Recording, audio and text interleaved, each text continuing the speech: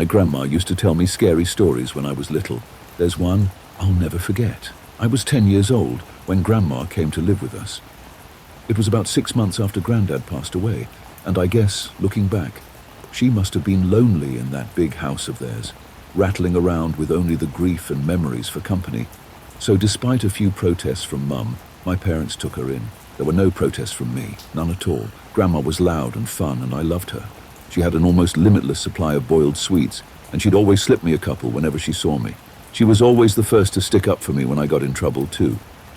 But it was her stories I loved best. Grandma had all kinds of stories. Stories about growing up during World War II, and stories about the things she'd get up to with her friends on the south coast after her family had been evacuated. Sad stories, funny stories, adventure stories. But it was her scary stories that were my favorite. Grandma had lots of scary stories. She told me she dabbled in the occult when she was a teenager, trying out Ouija boards with her friends, tarot cards, fortune-telling, all that stuff. Most of the stories I'd laugh off or forget about not long after she was done telling them. But there were a couple that really did spook me a bit. I was only 10 at the time, you have to understand, and Grandma certainly knew how to bring the stories to life. She'd shut off the lights in my room so only the glow of the night sky shone through the curtains, and she'd shuffle in real close enough so I could see the wrinkles on her face and smell the boiled sweets on her breath, close enough so her deep blue eyes could stare straight into mine. She must have given me nightmares with a few of those tales, but now, years later, there's only one that I can still remember. Only one that stuck with me. The story about the shower and Mr. Longfingers. Grandma told me about Mr. Longfingers one night after I asked about her baths. Grandma used to love her baths. She'd spend ages in them, light candles and incense, and lie in the tub humming to herself until the water turned cold. It drove my mum crazy, but when I asked her why she loved them so much, she said it was the only place she could relax. It was the only place that was safe for her to relax. You know people like me who are, well, more sensitive to certain things. We have to have baths. She told me seriously one night, shuffling closer on the bed. I couldn't possibly spend that long in the shower. It'd be far too risky. Grandma stared at me with those blue eyes of hers, unsmiling, and I knew it was time for one of her stories. One of the scary ones. I shivered with pleasure and pulled the covers up to my chin. "Why is it risky, Grandma?" She half turned to look out the window, watching me from the corner of her eye, pausing for effect. I waited, feeling my heart rate pick up ever so slightly in my chest. "Well," she said after a moment, "it's only risky if you close your eyes, of course, if you close your eyes for longer than 10 seconds. "What do you mean? Why?" "Well, do you ever play that game in the playground with your friends? The one where someone turns their back and the others sneak up on them when they're not looking?" I nodded, and Grandma nodded back. "Exactly. So that's what it's like in the shower when you have your eyes closed. That's what it's like with Mr. Longfingers." A cold itch tickled back. "Who's Mr. Longfingers, Grandma?" She let out a deep breath, as if she wished she hadn't said anything. Turned her head back to face mine. When she next spoke, she lowered her voice. "No one knows exactly," Grandma whispered. "Some think it's a creature that's attracted to the heat and smell we give off in there. Others think it's a demon that finds a way into our realm through the dense steam clouds. No one can say for sure, because the only ones who have actually seen Mr. Longfingers aren't ever going to be able to tell you." I pulled in a breath. Why not? Grandma shuffled closer along the bed and leaned towards me, leaving my question hanging in the air. "Don't you worry about it, sweetheart. Don't worry about your pretty head. As long as you remember the rules, you'll be fine." "What rules?" "Well, when you're in the shower, you try not to close your eyes for too long. 5 seconds is fine, and 10 is just about okay too. But any longer than that..." "Yeah, then what?" "Well, any longer than that, and you may just start to feel something in the room with you, something to watch. And if you ever go longer than 15 seconds, that's when you might start to hear a noise too." "Hear what?" "The soft tap-tap-tap of fingers on glass, fingers drumming against the shower's glass door. If you do ever hear that noise, God forbid, will you make me a promise?" "What, Grandma?" "Promise me you'll never open your eyes." I barely slept that night, hardly at all. I'd close my eyes and try to relax, but every time I did, I'd imagine a face pressed against my bedroom window, staring in at me. And when I did finally get to sleep, I had nightmares, bad ones. I had them all week, in fact.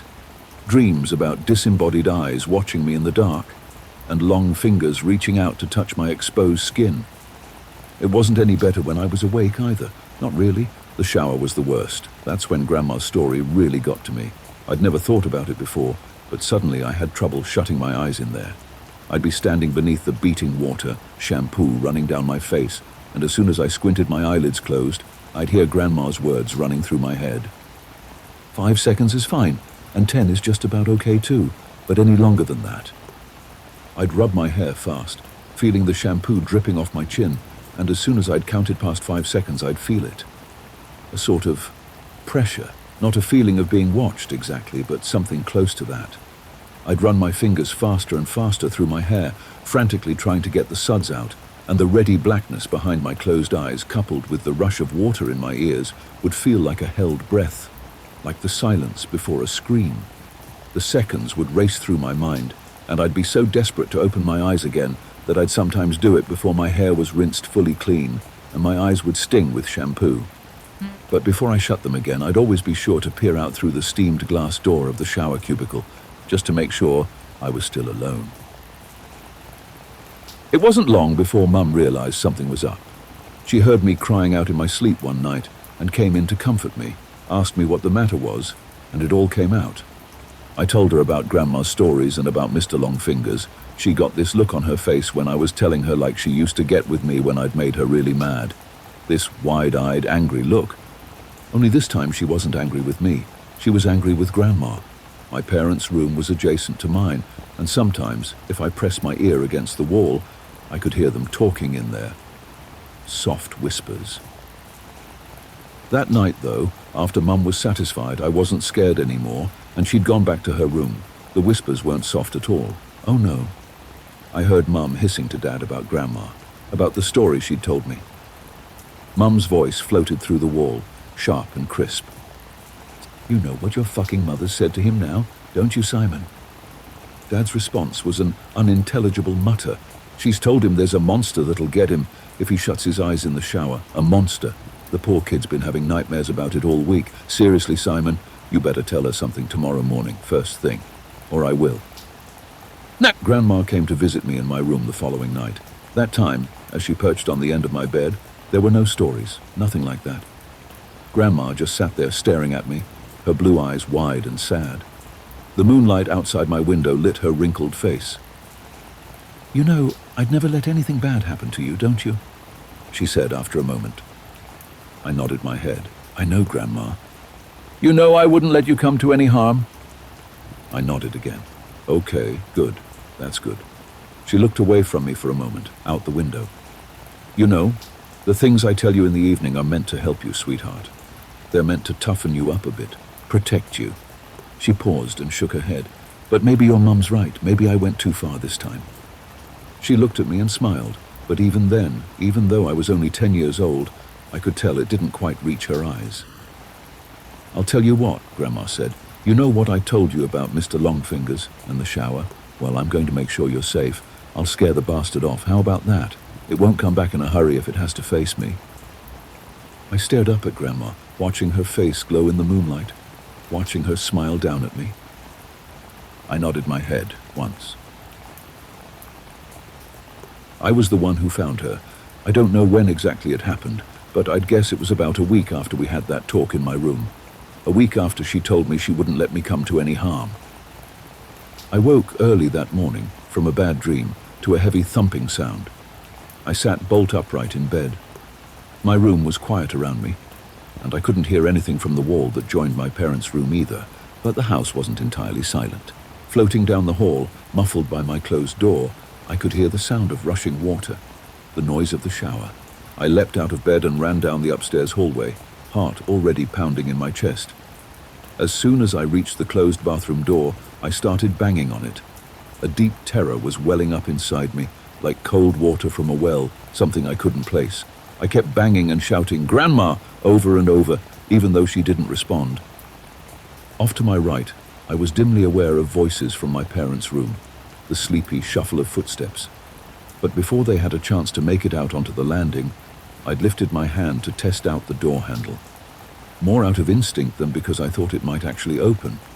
But the door wasn't locked. I kept banging with my free hand, and it swung suddenly inwards, bringing me face to face with a wall of steam. Heat struck my skin. I squinted at the damp fog and peered into the bathroom. And before Dad pushed me to one side, before everything around me descended into shouting and tears and chaos, I saw her. I saw Grandma. She was lying naked on the floor in the shower cubicle, the water beating down around her, blue eyes bulging from her face. One hand was curled against her chest, like a dead bird, while the other trailed against the glass of the shower cubicle, the flailing finger marks she'd carved through the steam, still clear and fresh.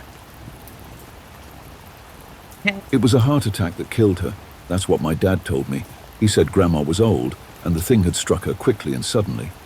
She would have died quickly and painlessly, Dad said. She wouldn't have suffered. I knew better, though. Even as a 10-year-old, I knew better. And years later, writing this as an adult, I still know better. I also know my wife and kids resent me for refusing to have a shower in the house, for insisting everyone take baths. They pretend it's okay and they humor me. But I can tell they don't really understand it. Not at all. My wife thinks she does. She thinks I still carry the trauma of seeing my grandmother dying in front of me when I was little. I guess she's right in a way. But she doesn't know the truth. Nobody does. And no one would believe me even if I told them. No one would believe me if I said the reason I don't take showers, the reason I haven't had one since I was 10 years old, isn't because I'm scared from the sight of a dead body. It's because all those years ago, when I crept back into the still hot bathroom after the paramedics had taken Grandma's body downstairs, I made sure to check the marks her fingers had carved through the steamed glass of the shower cubicle, and those marks weren't just on the inside.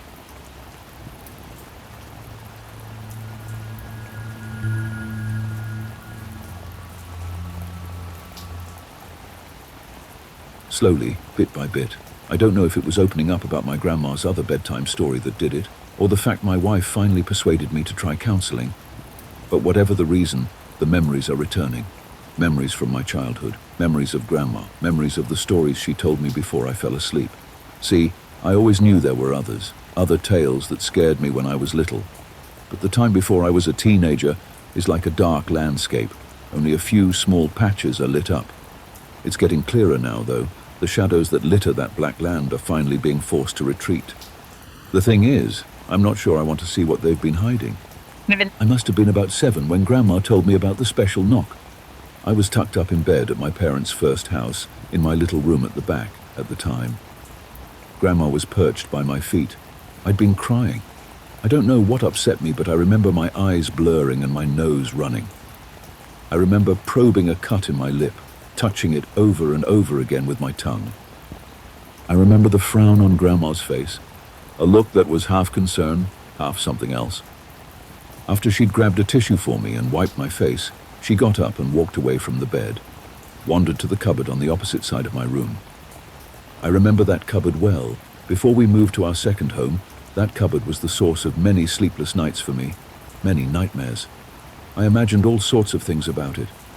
I'd lie awake, sometimes for hours, and I'd have to keep peeking my eyes open to check the cupboard door was still closed, to make sure it was closed. See, whenever my eyes were closed and I heard a creak somewhere in the house, I'd imagine it was the cupboard door, that something on the far side was trying to open it, ever so softly, so it could come and get me while I slept. I'd never told anyone about this fear. Even at 7, I knew it was stupid, baby stuff. But as I watched my grandma stop in front of the cupboard and lean her wrinkled cheek against the wood, I felt myself growing tense all the same, even though the lights were on, although there was an adult in the room with me. And when Grandma closed her eyes and started whispering, I had to fight back the urge to shout for my parents. "Grandma!" I could hear the uncertainty in my voice. "Grandma, what are you doing?" For a few more seconds she didn't respond, just kept her eyes closed and kept muttering. Then, abruptly, she turned to face me again, smiled, and when she came back and resumed her usual position at the foot of my bed, I knew it was story time. "Did I ever tell you about the special knock, sweetheart?" I shook my head. "No? Well, maybe I was waiting until you were a bit older. The special knock can be wonderful. It can lead you to see things you wouldn't even be able to conjure up in dreams, but it can also be, well, dangerous. Grandma glanced away from me, towards the bedroom door. Maybe it's one for another time, in fact. I really should be getting home to see your grandfather, and I wouldn't want to scare you. She started to get up from the bed, but I stopped her. No, don't go, Grandma. What's the special knock? Grandma's blue eyes twinkled. She hovered where she was for a moment, then sat back down. The special knock is an old trick a friend of mine taught me when I was younger, she began. Not everyone can do it, and not everyone would want to do it. You have to be brave and careful and, well, special. Grandma smiled at me. Like you. As I watched her, she reached into the front pocket of her cardigan and pulled out 2 boiled sweets. Passed one to me. I'd already brushed my teeth, and I knew Mum would kill me if she caught me eating sweets before bed. But this was my time alone with Grandma. Mum was downstairs with Dad. She'd never know. I unwrapped the sweet and popped it in my mouth, feeling the sticky mint wash over my tongue. The cut in my lip stung slightly, but I ignored it. When Grandma next spoke, she'd lowered her voice. When I was over by your cupboard door just now, I was using the magic words, secret words that few others know. Do you know what those words do? I shook my head. They turn a door into a window, a sort of gateway. The thing is, sweetheart, this place you spend your days in, this house where you live, and the building you go to school in, and the town you visit with your mother on the weekends, it's not the only place. There are other places too. And if you use the special knock on that cupboard door of yours, now that I've whispered the magic words to it, you'll see them.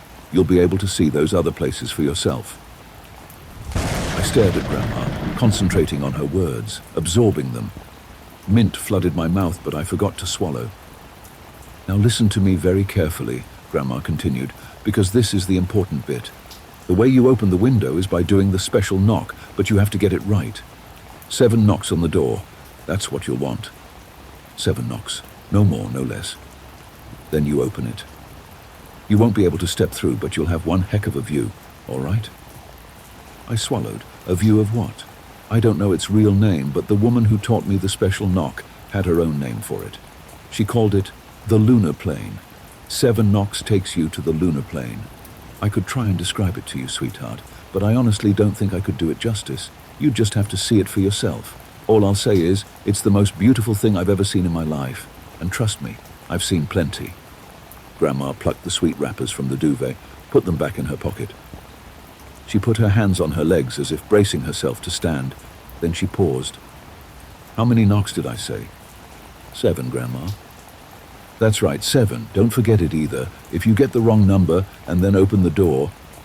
She glanced at the closet and frowned. Well, just make sure you don't get the wrong number, okay? Okay, Grandma. And will you make me a promise? What? If you do somehow knock the wrong number of times, especially if that number happens to be 13 or something close to it, then whatever you do, don't open the door. Okay? Don't open it. No matter what you hear on the other side, the last thing you want is to open a gateway to the Blacklands. I felt icy fingers down my back. I glanced across at the closed cupboard door, in the shadows at the far end of my bedroom. What's the Blacklands? Grandma got up and walked to me. I leaned in and kissed. You don't want to know, she whispered. I spent the next week avoiding the cupboard. I didn't go anywhere near it, tried not to even look in its direction. Did my best to push Grandma's story as far out of my mind as I could. It wasn't easy. Whenever I was alone in my room and the house was silent, I'd feel it. A sort of pull. Like when someone tells you not to look at something, and suddenly all you want to do is take a quick peek. The feeling was sort of like that, but it was different too. Stronger. Sometimes, when I was lying in bed at night, I'd feel the cupboard almost like a weight in my mind. A heavy, static energy. It made me restless, made me want to scrunch up my fists and grit my teeth. When I turned away from the cupboard, my skin itches, like the pores had tiny, invisible bugs in them. I had trouble sleeping. And when I did sleep, I had dreams. Sometimes dreams were nice, floaty. I'd dream I was on a cloud, hovering through multicolored planes of light, flying through an endless sea of stars. I'd wake from these dreams feeling happy and safe, like how I felt when Mum hugged me and stroked my hair. But other times, I had nightmares. The nightmares I had during that week were the worst I ever remembered having in my life. Horrible, half-glimpsed blurs, images I'd wake from with a scream lodged in my throat, my sweat-soaked pajamas sticking to the skin of my back. Back then, I didn't remember the nightmares themselves, at least not completely, but every time I woke from one, I was left with the same fading image, an image of myself surrounded by thick, choking blackness, dense shadows everywhere. I couldn't see a thing, but I had the sense that I was standing at the center of a vast open space. Wind howled around me, sounds echoed. I wanted to open my mouth and yell for help, but I couldn't bring myself to, because I knew I wasn't alone. It was a week after Grandma's story that I used the special knock. It was a Saturday night, and my school friend, Tim Jacobs, was around. We were having a sleepover. It's been a long, long time since I last saw Tim, but I can still picture him. Even though he was a month younger than me, I always remember him looking older. A tall, broad-shouldered kid, with green eyes and messy blonde hair, a half-smirk permanently on his face. Tim was one of the most popular kids in our year, and in normal circumstances he wouldn't have had anything to do with me. But our dads were friends from way back, and we'd known each other our whole lives. As Tim often liked to remind the kids at school, he was forced to hang out with me. "When are you going to get a TV in your room, or a computer?" Tim sat in his pajamas, slumped in the chair by my desk. He was fiddling with my desk lamp, switching it on and off. His face lit up with light, then disappeared, then lit up again. This wasn't the first time Tim had asked me a question like this. Whenever we had sleepovers at my house, he spent the whole time moaning about my lack of stuff. No TV, no computer, no PlayStation. I had board games and I had books, but that was about it, and Tim had no interest in those things. "You know, my mum won't let me," I muttered back. It was 10 p.m. and we were both speaking in half whispers. We'd been told to go to sleep at 9 p.m, and Mum had already been up to give us one warning for talking. I knew from past experience that one warning was all you wanted to get. Mum had a short fuse, and she wouldn't be above grounding me if I wasn't careful. I knew we were safe if we kept our voices low. Mum and Dad were downstairs in the lounge watching TV, some films. The faint, tinny sound of laughter drifted upstairs every now and then. As long as we weren't too loud, they wouldn't hear us. I glanced warily at Tim, who was still fiddling with the lamp. He was in a restless mood. He'd been silent and sullen most of the evening, rolling his eyes whenever I suggested stuff for us to do. Bad signs. From knowing him so long, I knew he could get reckless when he was bored. Reckless and mean. "You know what I think," said Time now, keeping his eyes on the lamp. He was talking slowly and carefully, punctuating his words with a flick of the lamp switch. "What I think. Switch. Light. Is that your mum? Switch. Dark. Is a bitch. Switch. Light." He put extra emphasis on bitch, savoring the bad word, the adultness of it.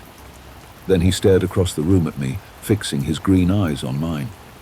I felt my own eyes prickle and suddenly had to fight to hold back tears. I looked away from Tim, and my eyes found the cupboard. "I know what we could do," I said suddenly. Tim followed my gaze. "I'm not playing any more of your stupid board games," he said. "That's kids' stuff." "No, these aren't boring games. This is a secret I caught myself. A secret someone showed me." "Yeah? What secret?" Tim's voice still had an edge, but at the same time I could tell I'd caught his interest. This was my best tool when Tim was in a bad mood. Distraction. If I argued or disagreed with him, he'd only make fun of me more. But if I could get his mind on something else, I might be okay. "So basically there's this special knock someone taught me," I said now. "If I do a special knock on that cupboard door, then open it, we'll be able to see something really cool." Tim rolled his eyes. "Yeah, right." "No, really. A witch taught me how to do it. She cast a spell on the door, and now I can take us anywhere we want to go, just by knocking on it." Tim stood up from the chair by my desk. The lamplight spilled over his face. His expression was half smirk, half scowl. "That's the dumbest thing I ever heard," he said. "It's dumb even for you. How about instead of knocking on the door, I knock on your head a bunch of times? How about that?" He stepped toward me, and I panicked. "Well, if you're too scared to try it, I'll understand." This was a big risk, and I knew it. But once the words were out, Tim paused. "Why the hell would I be scared? I'm not scared of anything." I shrugged. "Well, the spell the witch did is dangerous, really dangerous. Like, if we get the number of knocks wrong and I do more than I should, we could go somewhere bad." Tim looked at the closet door, then looked back at me. His face was hard to read. "Wait, so how many knocks is it meant to be then?" "7, I said quickly. 7 takes us to this awesome place. But the witch told me that if we get the knocks wrong, especially if we get close to 13 or something like that, then the door opens someplace different, someplace scary." Tim was no longer scowling. He looked across at the cupboard door again, a slight frown on his face. After a few more seconds, he shrugged his shoulders. "Okay, go on then. Let's try it." The brief wave of relief I felt was extinguished as soon as I turned to the cupboard door.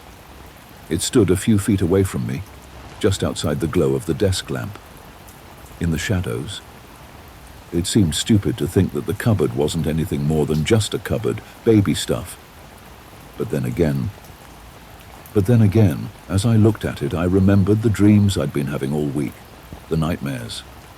And Grandma's words from the previous weekend floated back to me. If you get the wrong number and open the door, Grandma hadn't had her storytelling face on when she'd warned me about getting the number wrong. She'd had her serious face on, I was sure of it, like she really meant what she was saying. And what was it she'd said about 13 knocks? If you do somehow knock the wrong number of times, especially if that number happens to be 13 or something close to it, then whatever you do, don't open the door, okay? Don't open it, no matter what you hear on the other side. I shivered. Still, that was all right, wasn't it? I'd just have to make sure I only knocked 7 times. I'd count as I went. Easy peasy. I took a deep breath and stepped towards the cupboard, felt Tim's eyes on me. From downstairs, at the edge of my hearing, I caught laughter floating up from the lounge. "It's okay," I told myself. "Your parents are just downstairs. And besides, nothing's really going to happen, is it? Grandma can't really turn doors magic." "Get on with it," said Tim. "If you're going to do your special needs knock or whatever the hell it is, then do it, okay? Don't just stand there." I ignored him. By now, I was just outside the closet door. I could feel that tingle again, too, that pressure. Beneath my pajamas, my skin was all goosebumps. It might only have been the slight chill in my bedroom, and nothing more than that. But then again, I knew it was more than that. I could feel it in my mind, a heaviness that was like the start of a headache, a pull behind my eyes. As I reached up and made my right hand into a fist, it felt like I was no longer in control of my body. Knock. I struck the wood with my fist, softly. The sound was dull and hollow. Knock. I felt Tim at the edge of my vision, moving up beside me. Knock. Somewhere in the distance, I heard a faint sound. Knock. At first I thought it was noise from the TV downstairs, but knock. Then I thought it might be coming from outside my bedroom window, and knock. Then it sounded as though it was all around me, and knock. Finally, as my fist struck the door for the 7th time, I realized what the sound was. A whistle. A faint, low hum. Coming from inside the cupboard. The echo of my final knock faded, melting into the noise beyond the door. My skin tingles. I stepped forwards, almost in a trance, my hand reaching for the doorknob. And then I felt myself shoved to one side as Tim pushed past me. Bang, bang, bang, bang, bang, bang. Before I had a chance to stop him, or even so much as call out, Tim had thumped his fist against the door 6 more times. 13 total knocks. Beyond the cupboard, the whistling sound stopped. Tim reached out and gripped the doorknob.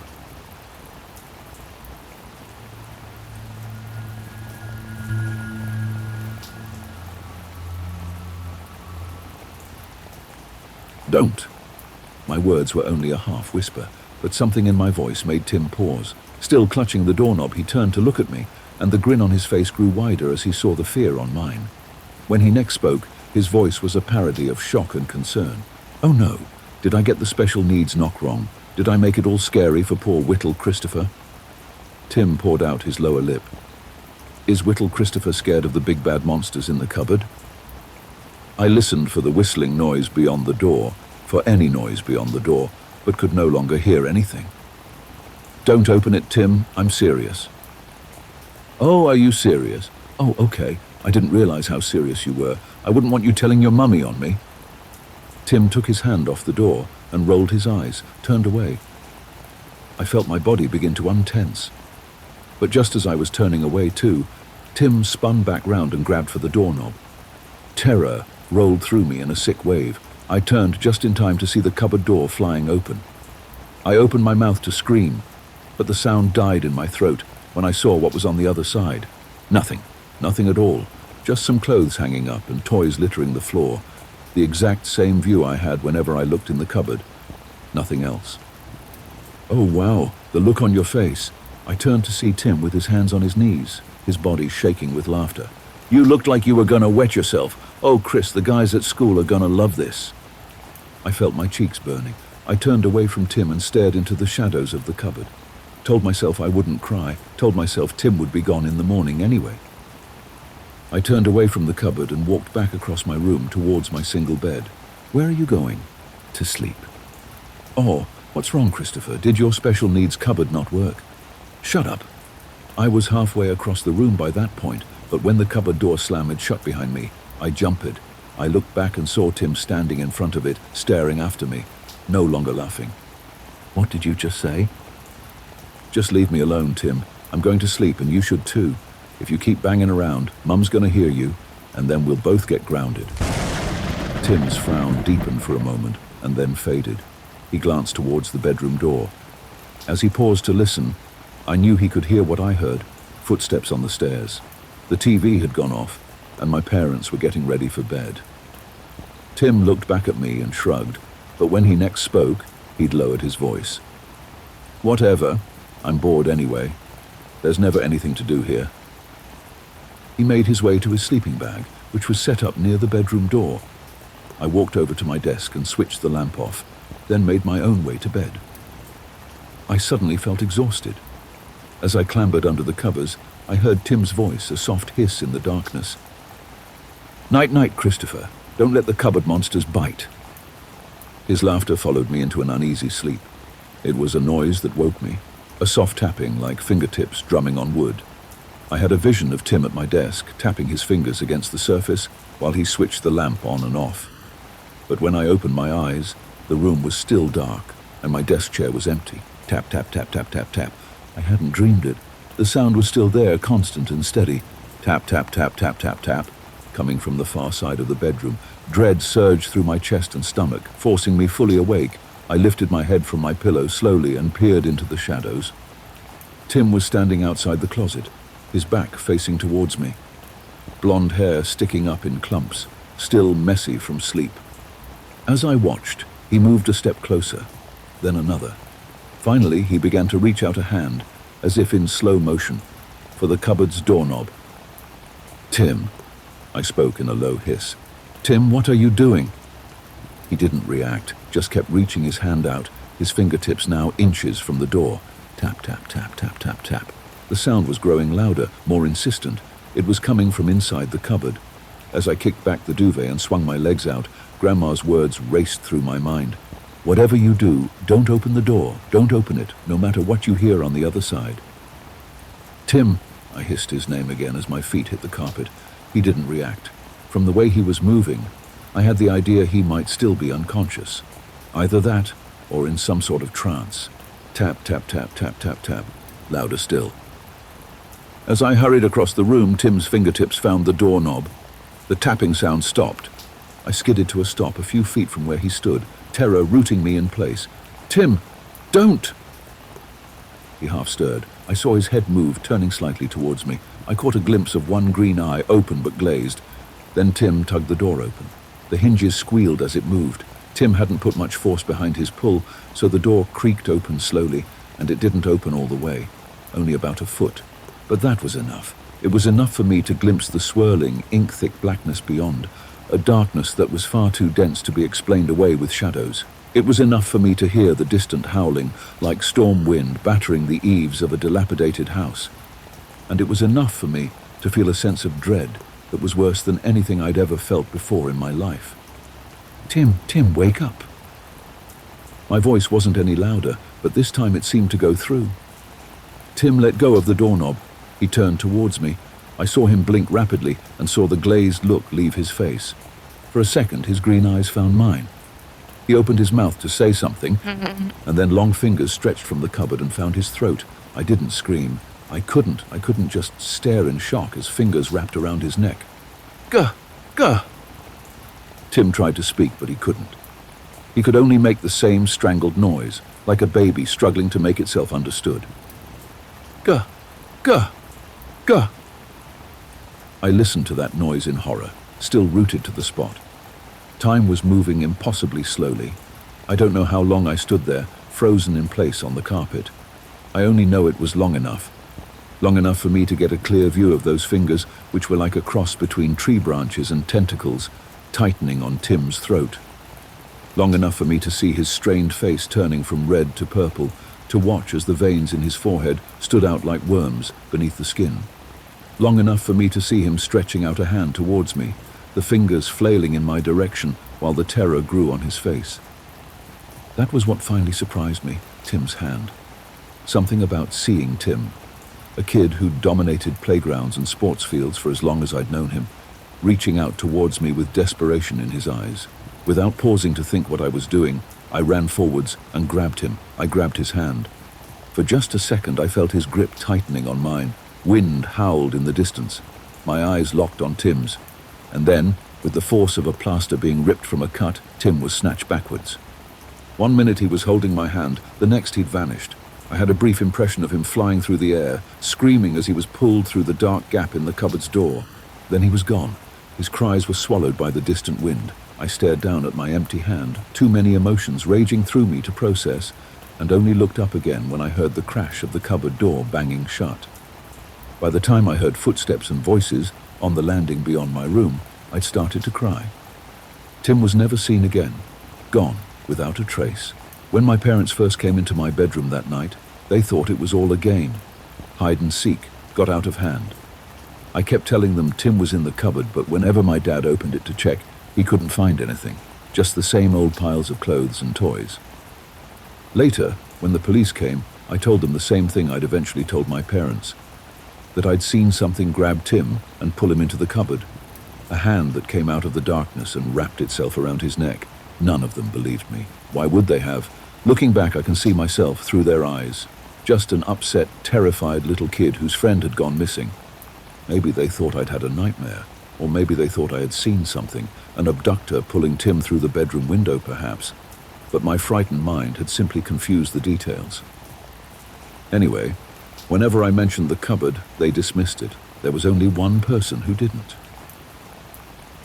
We were already in our new house when I next saw Grandma, our second one a few towns over. At the time, I hadn't really understood why we were moving. I'd overheard Dad telling Mum that the talking would never stop if we didn't leave, but I hadn't really understood what he meant. I didn't care, though. Moving meant I could go to a new school and get away from all the whispering kids in the playground. It also meant I'd never have to see Tim's mum, who'd turned up outside the school gates one day to scream questions at me again. But mostly, it meant I could get away from the cupboard. It meant I could sleep. My parents had eventually set my bed up in the spare room when I refused to step back in my own bedroom, but even that hadn't helped. Not really. Because I still knew it was there. I could still feel it. The thought of that cupboard was like a horrible itch in my mind. I kept wanting to scratch at it, but that only made it worse. Moving house got me far away from it, once and for all. And a few weeks after we moved, I finally saw Grandma. I'd been asking Mum and Dad if I could see her ever since the night Tim disappeared, but they'd kept putting me off, said it wasn't the right time, and I could see Grandma once everything was more settled. But finally, after our furniture was moved in, and they grew fed up with my pestering, I got my wish. Grandma came round for the evening, and at bedtime I asked if she could come up to tuck me in. She agreed. The second the door to my new room was shut, I started babbling, telling her about the cupboard door and the special knock, about how we knocked 13 times, about what happened to Tim. She listened at first, but as I grew more and more worked up, she finally came over and started stroking my hair. "Shh, shh, sweetheart," Grandma whispered. "It's okay. It's going to be okay. Shh. You're safe now." "But can the thing in the cupboard find me here?" "What? No. You don't need to worry about anything in the cupboard. The magic words only work once, and I don't have to use them again if you don't want me to. I meant you're safe from him." "From who?" "From that boy who was bullying you, sweetheart. From Timothy." Grandma smiled and stroked my cheek. "Your little friend's in the Blacklands now." The temperature in my room was warm, but my skin suddenly felt cold. I stared up at Grandma. What? What do you mean? She sighed. Don't you remember when I last came to see you and I tucked you in? You'd been crying and you had a cut lip. And before I told you about the special knock, you told me that your friend, a boy called Timothy, had tripped you up in the playground. You said he did it in front of the girls in your class and they'd all laughed at you. I stared at Grandma, thought back to the last time I'd seen her. I remembered the feeling of having cried recently, and I remembered the cut in my lip, remembered probing at it with my tongue while Grandma spoke. But I couldn't remember telling her about Tim tripping me. Tim was... I grasped for the right words and came up short. Tim's my friend, Grandma. Well, I'll tell you something for free, sweetheart. Anyone who hurts you to make themselves feel bigger is not your friend. Grandma frowned for a second, then smiled again. But like I said, you don't need to worry about him anymore. Timothy's in the Blacklands, and he'll never get out. Grandma leaned down towards me. Her breath smelled like sweets and mint. I can't have anyone hurting my Christopher, can I? Now give your grandma a big kiss and say thank you. She leaned closer to me. There were so many questions and emotions swirling through me that my head felt like it was going to burst. I almost flinched away from Grandma, but I stopped myself at the last minute. As her face approached mine, instinct kicked in. Thank you, Grandma, I mumbled, giving her a kiss on the cheek. You're welcome, Christopher, she whispered. Thank you for dropping by the archives and listening to our ghastly stories. Don't forget to like, comment, and lastly subscribe. Until next time, archivists, I bid you all good night.